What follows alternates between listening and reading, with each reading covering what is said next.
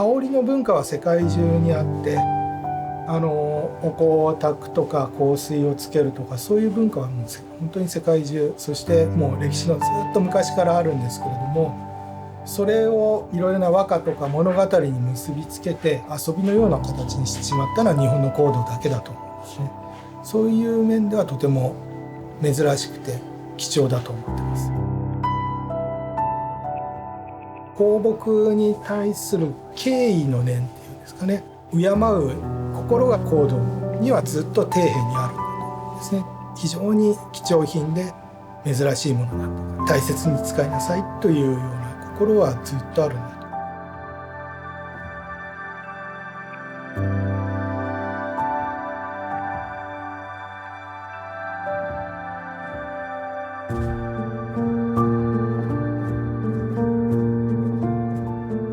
En France, les parfums japonais sont très populaires, surtout pour les parfums pour soi. Ce sont des notes très transparentes, sophistiquées, qui ont une impression de naturalité très très forte, appréciée du grand public français et qui ont vraiment marqué la perception des parfums japonais en France. Pour la maison, le parfum japonais est moins connu. La culture de l'encens japonais n'est pas si répandue. Néanmoins, les adeptes des encens japonais vont apprécier l'extrême finesse de la note, de la qualité de parfumage et de l'ensemble des facettes qui s'en dégagent.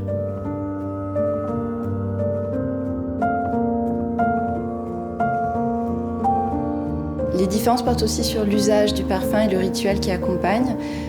Au Japon, les rituels, c'est essentiellement un rituel de bien-être intérieur et de connexion à la nature. Les saisons vont impacter beaucoup plus l'usage du parfum, le type de notes qu'on apprécie. En France, les saisons peuvent avoir leur importance, mais moins les matières qui sont liées à chacune des saisons.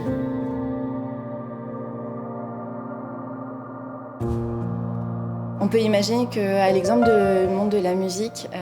la parfumerie va être aussi capable d'imaginer des nouveaux styles de parfums pour des siècles et des siècles. Le deuxième enjeu repose sur l'environnement, notre capacité à préserver les ressources de la planète et limiter, améliorer l'impact de l'industrie.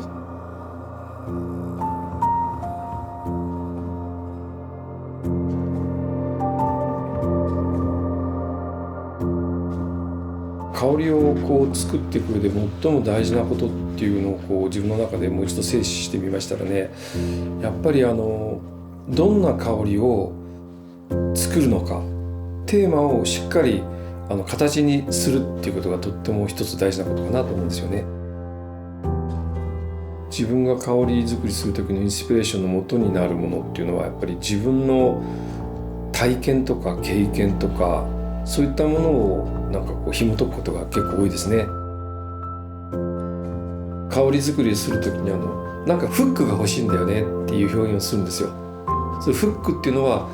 ある程度完成されてても、完成されただけでは人の心に訴えるだけの香りにならないんですね。そこに何かね、ちょっとしたきっかけになるようなアンバランスなところって言いますか、立体感というか、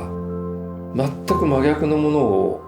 発想の上で入れて立体感を出したりフックをつけたりっていう作業は、もしかしたら人間だからできるのかもしれないし、データだけではなかなか難しいかもしれないなって思ってますけど。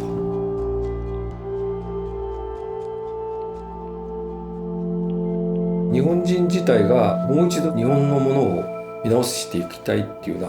うな、そんな気持ちが芽生えてきているような気がしてて、それは香りも多分そうかもしれないなと思うんですよね。ここら辺でもう一回日本人の持ってるすごく優れた感性、日本人独特の感性に寄り添ったような、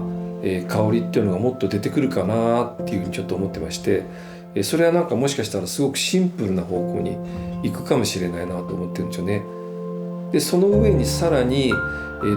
じゃあなんでその香りが心地いいと思うんだろうっていうことに対してもっと科学的なメスが入って